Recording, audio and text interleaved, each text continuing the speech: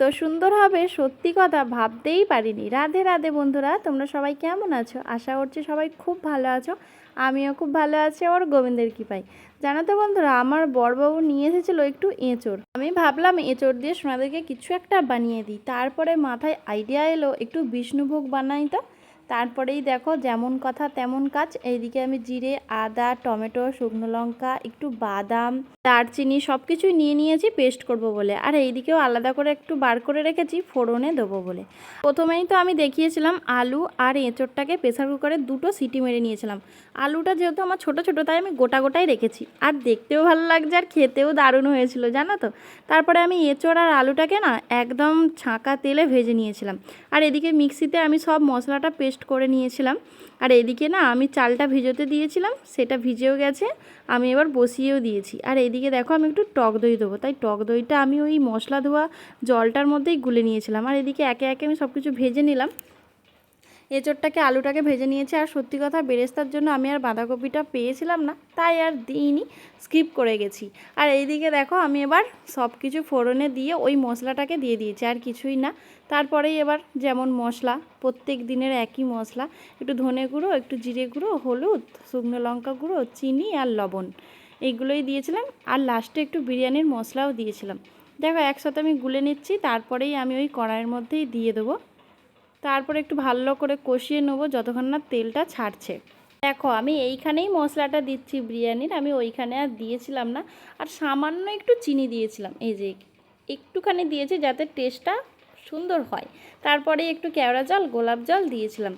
আমি যেইভাবে বিষ্ণুভোগ করি সেইভাবেই তোমাদের সাথে শেয়ার করছি। তোমরা কে কীভাবে করো আমাকে কিন্তু জানাবে। আমি কিন্তু এইভাবেই করি, প্রত্যেকবারে এইভাবেই করি, কিন্তু খুব সুন্দর হয়। এবার আমি চালের কাছে চলে এসেছি। এইখানে জলটা যখন একটু একটু ফুট ধরেছে তখন আমি একটু তেল দিয়েছিলাম, তার ওপর আমি একটু ফুড কালার দিয়েছিলাম। জানো তো এটা কোনো দিন দিইনি, প্রথমবার দিয়েছিলাম। তারপরে কেওড়া জল, গোলাপ জল, একটু লবণ বেশি করে দেবো, কারণ আমি মানে আলাদা করে আর চালের মধ্যে আমি লবণ মিশাই না, আমি এইখানেই দিয়ে দিই। দেখো এখনও অনেকটাই বাকি আছে, তার মধ্যে আমি একটু তেজপাতাও দিয়েছিলাম, দারচিনি দিয়েছিলাম। এইগুলো দিয়ে ওইদিকে ফুটতে থাক। আর এইদিকে দেখো আমি কড়াটা চেঞ্জ করেছি, কারণ আমার গফুর যেই কড়াটা না ওইটা আমার ছোটো, আর ওতে ঠিক হবে না, তাই আমি একটা গামলা বসিয়ে দিয়েছি ছোটো মতো, ওটা ঠিক বড় না। দেখো আমি সব কিছু একে একে দিয়ে দিয়েছি, তারপরে ফুটে আসতেই হয়ে গেছে। যেহেতু আমি সিটি মেরেছিলাম আর আমি ভেজেও ছিলাম, মানে ওটা প্রায় হয়েই ছিল, একটুখানি শুধু বাকি ছিল, দিয়ে খালি ফুটিয়ে নিয়েছি 5 মিনিটের মতো, তারপরেই হয়ে গেছে। আর এইদিকে দেখো আমার একদম ভাতটাও রেডি। কি সুন্দর হলুদ হলুদ হয়েছে দেখতে পাচ্ছ। আমি ওই ফুড কালারটা দিয়ে দিয়েছিলাম। আমি সবসময় সেই যেই জলটা রেডি করি তার মধ্যেই দিই, কিন্তু এইবারেতে আমি দিইনি, আমি ভাবলাম এখানেই দিয়ে দিই। দেখো কি সুন্দর হলুদ হয়ে গেছে, সেই পোলাওয়ের মতো হয়ে গেছে একদমই। তারপরে আর কি, আমি যেই গামলাটার মধ্যে সাজাবো সেইখানে আমি একটু ঘি দিয়ে মাখিয়ে নিয়েছিলাম।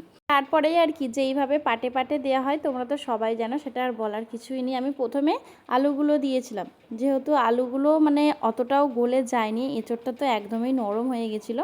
তবে খুব নরম না, একদম পারফেক্ট ছিল, খুব সুন্দর। তোমরা লাস্ট পর্যন্ত দেখো, বুঝতেই পারবে কেমন হয়েছে। তোমাদেরকে তো আর খাওয়াতে পারবো না, তোমরা দেখেই নাও। এইদিকে দেখো আমি এবার এঁচড়গুলো দিয়ে দিচ্ছি, মানে সব একটা করেই লেয়ার হয়েছিল, যেহেতু আমি তো এখানে কম কমভাবেই করেছিলাম, মানে আমরা দুজনেই থাকি বাড়িতে, দুবেলার জন্য এটা হয়েছিল জানো তো। আর হচ্ছে নিচেও আমি কিছু কিছু মানে দিদিভাইদের দিয়েছিলাম, সব কিছুই ভিডিওটার মধ্যে দিয়েছি, তাই ভিডিওটা একটু বড়ই হয়ে গেছে, তোমরা একটু দেখে নাও। তারপরে একে একে আমি কেওড়া জল, গোলাপ জল সব কিছুই দিয়ে দিলাম, আর একটু আমি গ্রেভি দিয়ে দিয়েছিলাম। আর এদিকে দেখো দুধ দিয়ে দিচ্ছি উপর দিয়ে।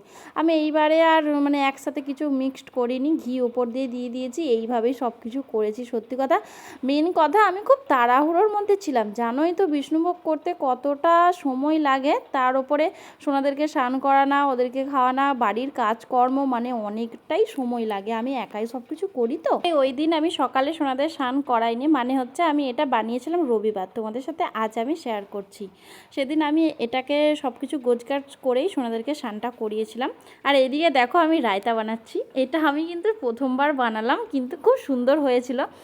একটু লঙ্কার গুঁড়ো দিয়েছিলাম, একটু লবণ, একটু চিনি, আর হচ্ছে একটু জিরে গুঁড়ো দিয়েছিলাম। আর এই শসাটাকে আমি এইভাবেই কুচি কুচি করে বানিয়ে নিয়েছিলাম, এর মধ্যে দিয়ে দেবো, দিয়ে ঢাকা দিয়ে রেখে দেবো। সোনাদেরকে যখন সেবা দেবো তখন ঢাকাটাকে খুলবো।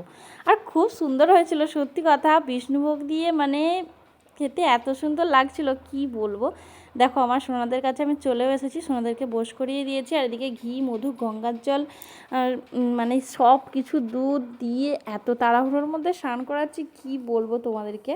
তাড়াহুড়ো ভগবানের কাছে করতে নেই, কিন্তু আমরা সব যারা বাড়িতেই থেকে ভগবানের সেবা করি আমাদের একটু তাড়াতাড়ি হয়ে যায়। প্রত্যেক দিন না, মাঝে মাঝে, প্রত্যেক দিন না, কারণ ও চলে যাওয়ার পরেই আমি এই কাজগুলো বেশি করি, মানে সোনাদেরকে পঞ্চমীতে দিয়ে অভিষেকটা ও চলে যাওয়ার পরেই করি। কারণ দেখবে তাড়াহুড়ো করে ভগবানের সেবা করার চেয়ে আমার মনে হয় একটু লেটে শান্তিতে করা অনেকটাই ভালো। আমার এটা ব্যক্তিগত হিসাবে আমি বলছি, তোমাদের কি মনে হয় আমাকে কিন্তু জানাবে। আমার মনে হয় বাড়িতে সবাই যখন থাকবে এর কাজ ওর কাজ করে করে ভগবানের তাড়াহুড়ো 2 মিনিটের মধ্যে সেবা করাচ্ছে, আমার মনে হয় সবাই চলে যাওয়ার পর ওই 2 মিনিটের জায়গায় 2 ঘন্টা ভগবানকে সময় দিলে আমার এটা সত্যি ভালো লাগে। তোমাদের কার কি মত আমাকে কিন্তু অবশ্যই জানাবে।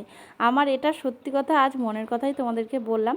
তারপরে জানো তো এইখানে আসা থেকে সোনাদের শুধু লিপস্টিক সব কিছু উঠে কেমন চলে যাচ্ছে, কেন আমি বলতেই পারবো না সোনাদেরকে, তাই আমি একটু এঁকে দিচ্ছিলাম, শুধু লিপস্টিকটাই দিয়েছিলাম। আর এদিকে দেখো একদম ঝরঝরে হয়েছে, সত্যি কথা বিষ্ণুভোগটা দারুণ হয়েছিল।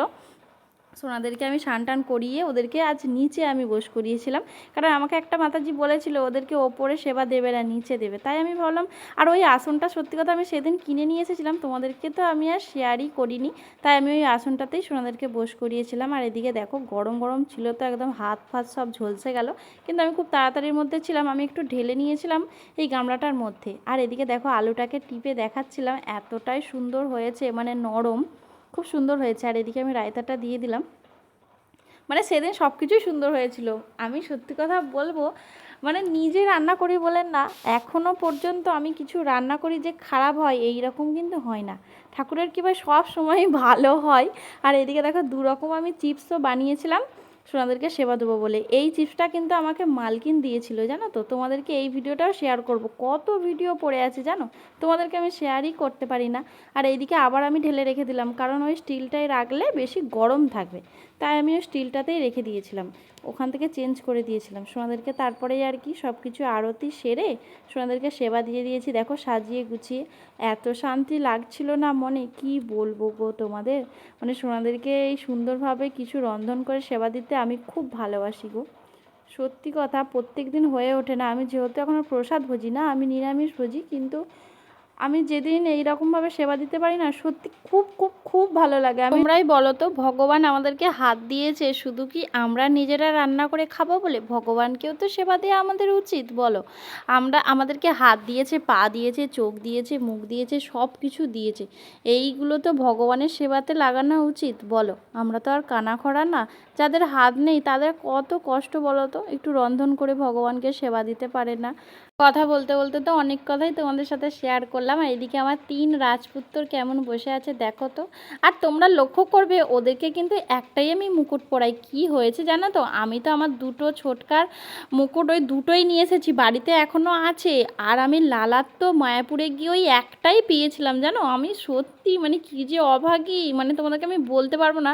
তবু যে একটু যে আমার কপালটা খুলেছিল এটাই অনেক, মানে আমি এত দোকানে ঘুরেছি, আমার লালার তো আমি পাচ্ছিলামই না, মানে অনেক আমি তারপর লাস্ট পর্যন্ত আমি কেঁদেই ফেলেছি যে হ্যাঁ রে লালা, আমি কী পাপ করেছি, তুই আমাকে কিচ্ছু তোকে সাজানোর জিনিস দিস না। আমি এইভাবে যখনই কেঁদেছি তারপরে একটা দোকানে পেয়েছিলাম জানো, তাই ওই একটাই নিয়ে এসেছি। আর এইখানে তো বাবা কোথায় কি পাবো ভগবান জানে। তারপরে আর কি আমার সোনাদের আমি খাইয়ে দিলাম, আমি খাইয়ে দিই, মানে ওদেরকে ভোগ নিবেদন করে আমি বাইরে বেরিয়ে যাই 5-10 মিনিট, তারপরে এসে আবার খাইয়ে দিয়ে আমি একেবারে প্রসাদগুলো তুলি। আর এদিকে তোমাদেরকে একদিন বলেছিলাম যে গ্লাস থেকে আমার বড্ড জল পড়ে যায় এই গ্লাসটা থেকে, তাই আমি ঢেলে নিলাম। আর তোমরা এক্ষুনি বলবে তাহলে ওই গ্লাসটা দেওয়ার দরকার কি, কী জানো তো, স্টিলের সব কিছু দিয়েছিলাম তো। আর আমি যেহেতু ভিডিও করি ছবি তুলি, তাই আমি সুন্দর দেখাবে বলে ওই গ্লাসটা দিয়েছিলাম, সত্যি কথা। তাই সোনাদেরকে ঢেলেই খাওয়ালাম, নাহলে ওদের বড্ড জামা প্যান্ট ভিজে যায় গো। আর এদিকে দেখো মুখগুলোও মুছিয়ে দিলাম, তারপরে সোনাদেরকে ঘুম পাড়িয়েও দিয়েছিলাম। যাই হোক এই ভিডিওটা কিন্তু কেমন লাগলো অবশ্যই জানাবে। আর এইদিকে দেখো 3 জায়গায় বেড়েছিলাম, নিচের 3টে দিদিভাইকে দিয়েছিলাম। রাধে রাধে।